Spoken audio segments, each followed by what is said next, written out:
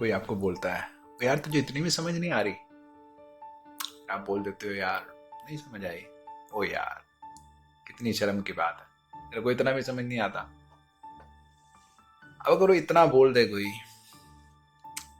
तो I think हम बहुत हर्ट हो जाते हैं, राइट। एंड हम सोचते हैं कि अब बदला कैसे लें, क्या बोलें इसकी बेइज्जती हो। पर वो सब सोचना तो बात की बात है। पर पहले है कि हमें बुराई क्यों लगा। उसने जो भी बोला, ओहो शर्म की बात है, ओहो तुझे इतना भी समझ नहीं आ रहा, पर हमें बुरा क्यों लगा। बुरा इसलिए लगा यार कि क्या समझता है मुझे, मेरी कोई रिस्पेक्ट नहीं है, he is trying to disrespect me, is trying to demean me, ये सब हम सोचते हैं। तो वो तो जो भी ट्राई कर रहा है, तो मुझे क्यों बुरा लग रहा है। Okay just try to think about it. वो ट्राई कर रहा है डिसरिस्पेक्ट करने की, डीमीन करने की, तो उसकी ट्रायल है ना, तो वो ट्राई कर रहा है। बट हो क्यों रही है मेरी डिसरिस्पेक्ट, मतलब डिसरिस्पेक्ट होने का मतलब ही क्या है कि क्या मेरा कम हो गया मेरे अंदर से एकदम से। उसने मुझे जिस तरह से मर्जी बोल लिया, जिस तरह से वो बोल रहा है वो उसके बारे में बताता है कि वो किस तरह का इंसान है, कि अभी उसको इतनी समझ नहीं है कि दूसरों से कैसे बात करते हैं, राइट। पर मुझे क्यों बुरा लग रहा है उससे, क्योंकि मैं उन चीजों को एक्सेप्ट कर रहा हूँ और कहीं ना कहीं मैं सोच रहा हूँ कि अच्छा वो मेरी वर्थ नहीं समझते तो क्या मेरी वर्थ नहीं है क्या। Okay if you try to think about it, this is what is happening. हमें सोचता है कि वो मुझे डिमीन कर रहा है, वो मेरे को समझता है मैं किसी लायक नहीं हूँ। मैं किसी अगर वो मर्जी सोचे, मुझे क्या दिक्कत है। पता है कि बस हमारे मन में आया था कि मेरी कोई इज्जत नहीं है क्या। तो we start thinking that way कि मेरी इज्जत, मैं हमें खुद ही अपनी इज्जत पे डाउट करने लग जाते हैं। That is what hurts us, not वो क्या सोचते हैं। अब लोग तो अपने दिमाग में बड़ा कुछ सोचते हैं, उससे हमें कुछ हो ना रहा है। as soon as they say it, then we start doubting our own respect, our own worth. That is what hurts us. अगर वो कुछ भी बोले और हमें लगे यार मेरी वर्थ तो कंप्लीट है, मेरी रिस्पेक्ट तो कंप्लीट है, I am a worthwhile person, I am a person of immense respect, immense worth, तो मुझे मर्जी बोले बोलता रहेगा एंड लाइक अच्छा this is what you think, okay ठीक है, राइट। हम हो सकता है उसको एडवाइस दें कि यार तू ऐसे ना बोला कर कि this is not a good thing to do, मतलब तुम this is just you're not just skilled at talking to people, right? If this is the way you talk to people और किसी को अपनी वर्थ पे ऑलरेडी डाउट हो तो वो तेरे से लड़ाई कर पड़ेगा।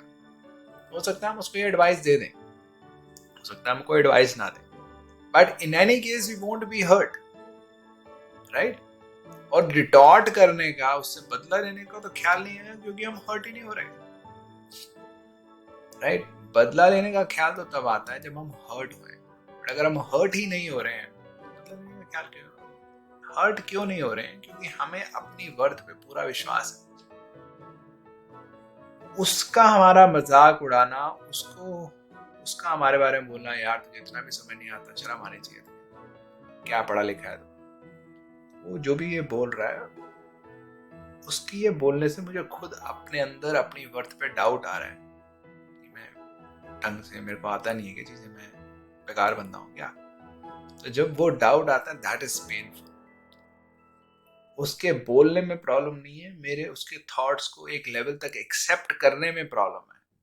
तब मुझे दुख होता है अंदर से, जैसे दुख होता है मैं कहता हूँ ये दुख क्यों हो रहा है मुझे, अच्छा ये कारण है इस दुख का, तब मुझे गुस्सा आता है। गुस्सा हमेशा इसका मतलब एक ही होता है कि मुझे दुख हुआ और मैं कह रहा हूँ ये कारण है, तभी गुस्सा होता है। इफ यू थिंक अबाउट गुस्सा, गुस्सा is nothing but you are blaming something somebody for your sadness.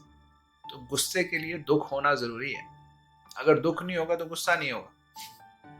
कोई भी खुश बंदा, फुल खुश, लाइफ में कोई दिक्कत नहीं है, वो गुस्सा क्यों होगा, खुश हो। पहले दुख आएगा, फिर वो कहेगा दुख किसके कारण आया, फिर उस पर गुस्सा आएगा। दैट इज व्हाट गुस्सा है।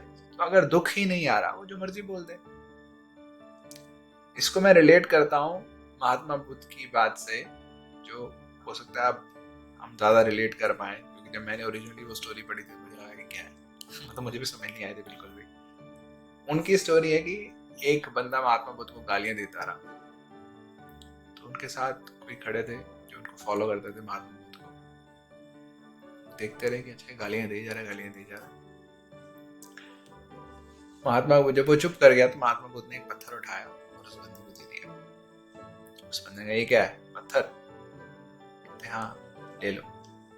नहीं लिया, मैं नहीं लेता, क्यों लूं मैं पत्थर? ये तो उन्होंने कहा जैसे तुमने ये पत्थर नहीं लिया, ये पत्थर मेरे पास ही रह गया, वैसे ही तुमने जो गालियां दी मुझे, मैंने वो एक्सेप्ट नहीं करी, तो वो गालियां तुम्हारे पास ही रहेगी। मेरा गुस्सा होना का कोई स्कोप ही नहीं है।